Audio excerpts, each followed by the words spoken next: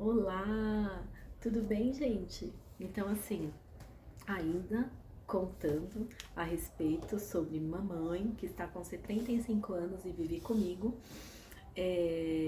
Você sabia que o tempo do idoso, ele é um pouquinho diferente do seu? Então, eu venho aprendendo isso frequentemente, diariamente, vivendo com a minha mamãe de 75 anos. Então, assim, dando continuidade ao vídeo desta semana, eu disse que após o falecimento do meu pai, a minha mãe começou a manifestar algumas doenças psicológicas, né? Doenças da mente. E aí, é, muita coisa foi mudando na minha vida e na vida dos meus irmãos. Então, sabe aquela não deixe para amanhã o que você pode fazer hoje? Pois bem, nós estávamos percebendo que no dia a dia, mamãe estava ficando cada vez mais confusa, mamãe estava ficando cada vez mais aflita, minha mãe estava ficando cada vez mais introspectiva, né? Cada vez mais presa no mundinho dela. E aí, certo dia, uma amiga foi me visitar e aí ela comentou comigo, Eliana, eu falei, eu venho, às vezes eu passo na frente do seu portão e vejo a sua mãe falando sozinha. Será que ela não está com algum problema de cabeça? Será que não é melhor vocês procurarem um psicólogo ou um psiquiatra? E aí eu lembro que na época eu peguei e falei pra ela assim, não, minha mãe não é louca, minha mãe não precisa desse tipo de profissional. E aí, depois, no dia seguinte, eu comentei com os meus irmãos. E os meus irmãos tiveram a mesma reação errada que eu tive. E nós fomos protelando, sabe? A busca de um profissional da área que na época seria de muita ajuda para o quadro que a minha mãe estava manifestando. Como eu disse, os sintomas foram sendo dados, né, diariamente. E nós estávamos enxergando, a gente só não aceitava. E aí eu lembro que eu e meus irmãos, nós perdemos mais ou menos um ano nesse dilema, né? Como que pode minha mãe que nos criou, minha mãe que nos educou, minha mãe que cuidou da gente estar louca? Era essa ideia que passava na minha cabeça e na cabeça dos meus irmãos. Enfim, determinado dia, minha mãe não dormiu à noite. E aí na segunda noite ela não dormiu e na terceira noite ela também não dormiu. Ou seja, ela ficou 3 noites sem dormir.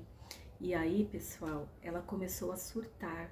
Ela começou a não falar coisa com coisa, coisas completamente desconectadas da realidade.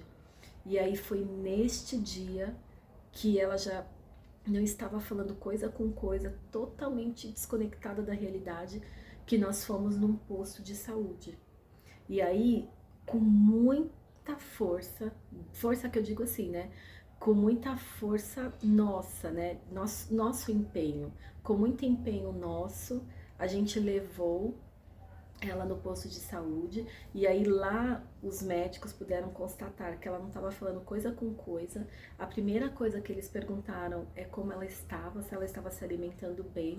Aí nós falamos que ela já estava 3 noites sem dormir, que ela já estava manifestando esse tipo de comportamento desconecto da realidade há quase um ano. E aí eles deram uma bela de uma bronca na gente, dizendo que nós já devíamos ter procurado um profissional da área para ajudá-la. E aí eles encaminharam para um outro lugar, um hospital. Nós a levamos neste hospital, eles deram um remedinho para ela poder dormir, para ela poder relaxar. E pela primeira vez eu entrei em um manicômio. Na época era chamado de manicômio, né? Agora tem outros nomes, mas eu fiquei assim muito chocada. Eu lembro até hoje da cena de algumas pessoas andando sem rumo, com um olhar totalmente distante, de pessoas chegando praticamente sendo segurada por 3, 4 pessoas, porque surtava e queria bater em todo mundo. Então, assim, num determinado dia, eu já, né? Aí até então, as coisas foram. Ela começou a fazer alguns tratamentos e todo mundo foi casando, né? Inclusive eu. Eu casei com 35 anos. Na época, eu casei um pouco tarde mesmo. Mas por quê? Eu tive várias demandas, né? Dentro da minha vida. Cuidar de irmão mais novo e cuidando da minha mãe. Só que chegou um ponto que eu pensei assim, eu preciso cuidar um pouquinho da minha vida, né? Eu preciso também, né, passar por algumas experiências. E aí eu acabei me casando. A minha mãe acabou ficando em casa com a minha irmã mais nova.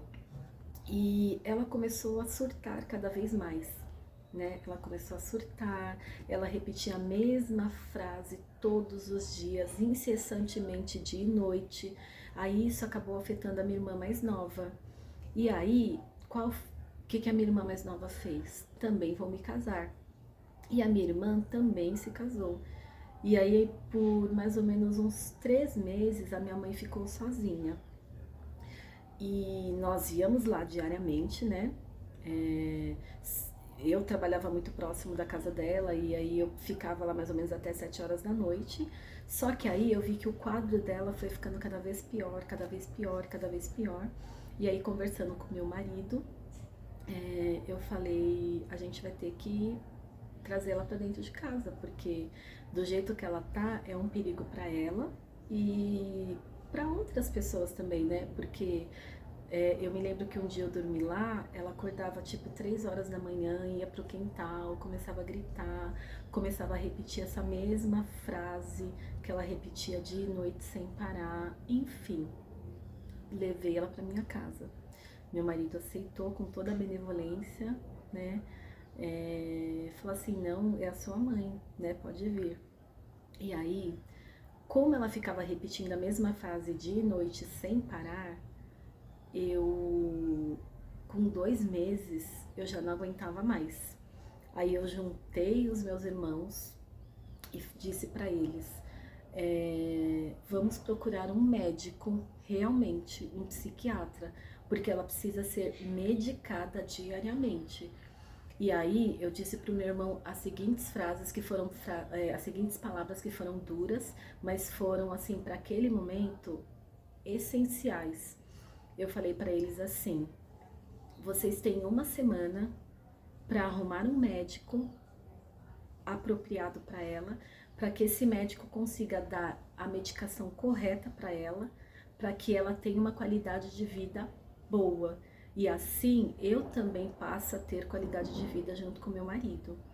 Se vocês não fizerem isso, eu vou pegar ela, as coisas dela e colocar na casa de vocês. E aí, pessoal, foi feita uma mágica. Em 3 dias, ela já estava passando numa psicóloga que indicou para uma excelente psiquiatra. Essa excelente psiquiatra acertou o remédio de primeira, que é um remédio que ela toma até hoje. E aí, ela pôde ter mais qualidade de vida, né? Ela foi diagnosticada como esquizofrênica e demência. Então esse é um assunto para o próximo vídeo. Meu nome é Eliana Ramos, este é o meu mundo e o mundo gira. Tchau!